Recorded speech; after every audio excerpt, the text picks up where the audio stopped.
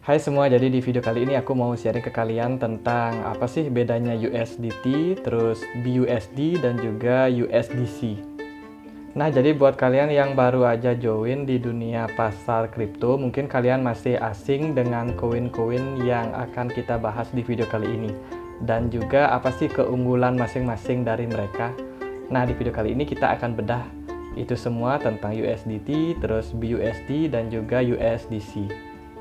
Tapi jangan lupa sebelum videonya mulai, tolong support channel ini supaya bisa berkembang lebih baik lagi. Caranya dengan klik like, komen, dan juga subscribe.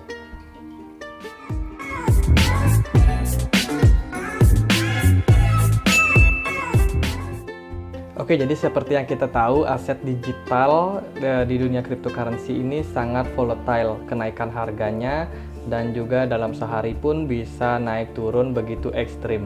Nah, untuk itu perlu yang namanya koin yang bisa menetralisir pergerakan yang volatile ini. Nah, koin-koin ini itu namanya stable coin. Nah, stable coin ini adalah koin-koin yang pergerakannya cenderung stabil mengikuti sebuah acuan. Dan contohnya aja seperti USDT, USDC, terus BUSD, dan juga lain sebagainya. Oke, ayo kita bedah satu persatu koin-koin berikut ini. Koin yang pertama adalah USDT. USDT sendiri itu adalah stablecoin yang diluncurkan oleh Tether Limited pada tahun 2014. Tether Limited adalah perusahaan yang mengoperasikan platform dengan mengeluarkan aset digital yang berbasis blockchain yang terkait dengan uang pemerintah. Jadi Tether Limited ini adalah perusahaan pertama yang meluncurkan stablecoin di pasar kripto. Jadi ada beberapa tujuan kenapa stablecoin ini diluncurkan. Tujuan yang pertama itu adalah memudahkan kita melakukan transfer mata uang nasional. Yang kedua adalah untuk menciptakan ataupun menyediakan aset kripto yang stabil. Dan yang ketiga adalah opsi lain untuk pembayaran. Nah, jadi keunggulan dari USDT sendiri itu adalah kita lebih mudah untuk melakukan pertukaran uang atau konversi mata uang dengan biaya yang lebih murah, serta banyak mata uang juga yang bisa ditukar dengan USDT. Jadi dibandingkan kita misalkan melakukan pertukaran dengan Bitcoin atau Ethereum, itu lebih baik menggunakan USDT karena biayanya cenderung lebih murah. Oke, USDC ini adalah stablecoin yang relatif masih baru, jadi baru diluncurkan pada tahun 2018 pada bulan September. Nah, USDC sendiri itu sama seperti USDT tadi, dia juga memiliki dasar ataupun acuan yaitu dari dolar US. USDC sendiri merupakan koin yang memang dibentuk atas kerjasama perusahaan Circle dan juga Coinbase. Jadi perusahaan Circle sendiri itu menjamin kalau USDC itu akan selalu mengikuti pergerakan dari dolar Amerika. Tapi dalam pengalamannya yang saya tahu, karena saya pakai toko kripto, itu sangat sedikit koin yang bisa di-convert lewat USDC. Dan yang ketiga adalah BUSD atau Binance USD. Nah, ini adalah koin yang diluncurkan oleh perusahaan exchange terbesar dunia yaitu Binance. Nah, sama seperti dua koin yang kita bahas barusan, BUSD ini juga punya acuan yaitu dolar Amerika. Jadi pergerakan dari BUSD ini akan mengikuti pergerakan dari dolar Amerika. Dan keunggulan dari BUSD ini adalah kedepannya akan dilengkapi juga dengan sistem smart contract. Jadi stablecoin ini cukup unik karena dia juga dilengkapi dengan teknologi yang mumpuni saat kita nanti melakukan transaksi. Oke, dari ketiga koin tadi, manakah koin yang terbaik? Jadi aku itu sudah sempat melakukan searching di Google dan juga di YouTube. Itu aku masih belum menemukan website yang resmi yang menunjukkan yang mana yang terbaik di antara ketiga koin ini.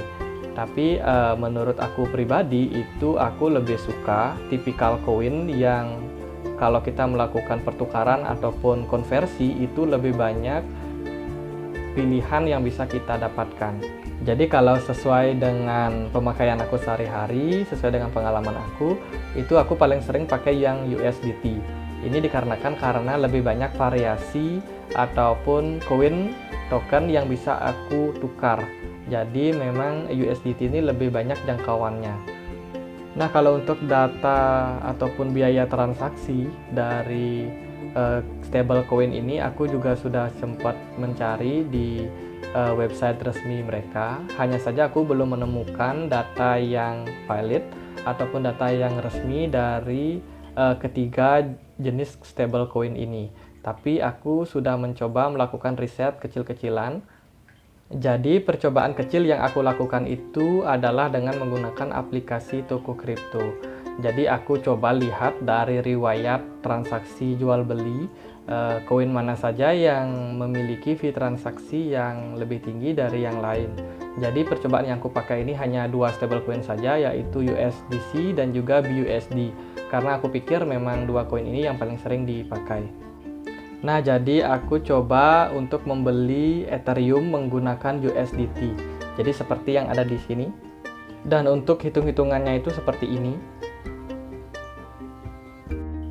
Dan aku juga coba membeli Ethereum dengan BUSD tapi dengan volume yang berbeda, dan rinciannya itu seperti ini. Nah, kalau dibandingkan untuk transaksi dari pembelian koin ini sebenarnya tidak jauh berbeda untuk fee-nya. Kalau dilihat di sini itu perbedaannya hanya 0,00001%. Jadi sangat-sangat kecil perbedaannya. Nah, kalau untuk penjualannya aku juga sudah coba untuk menjual Ethereum tadi itu dengan rincian seperti ini. Nah, juga aku coba jual Ethereum tadi dengan BUSD dan rinciannya itu seperti ini. Nah, kalau untuk transaksi ataupun fee transaksi penjualan itu cenderung lebih besar daripada pembelian tadi, dan juga aku sudah coba bulatkan itu menjadi 0,01% saja. Jadi mana yang lebih unggul? Kalau menurut aku sih aku lebih prefer pakainya yang USDT dibandingkan dengan BUSD. Nah, kalau kalian lebih suka yang mana itu terserah kalian sih. Tapi kalau aku lebih perhitungannya adalah lebih kepada lebih banyak koin yang bisa aku tukarkan itu dengan USDT. Oke, jadi apa kesimpulan dari video ini? Itu aku kembalikan lagi kepada yang nonton, karena aku sendiri juga melihat kalau stablecoin ini sama-sama worth it kok untuk dipakai, dan juga punya kelebihan dan kekurangannya masing-masing. Jadi sekian aja video dari aku. Jangan lupa untuk klik like, komen, subscribe, dan juga share video ini ke teman-teman kalian. Akhir kata, saya Andre, makasih.